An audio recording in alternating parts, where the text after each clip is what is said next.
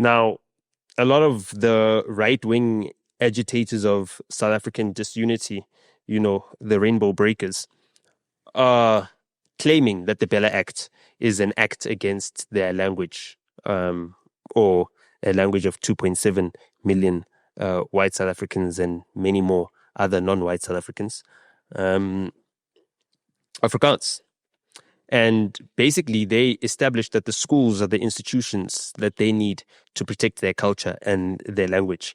And it's come to a head right now with the Bella Act being signed into law, and groups such as AfriForum, Solidarity, and the Pioneer Movement taking this as the original sin of the ANC government against Afrikanerdom, effectively.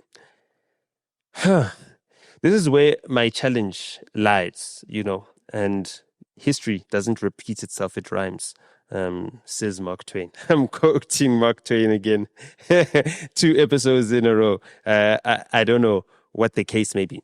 But in the same period, 100 years ago, we saw the alienation of Indians in South Africa. And just like Europeans, Indians came to South Africa through colonization. So you could say that white Afrikaners, or formerly Dutch settlers, are currently in a process of self-alienization. They've othered themselves already.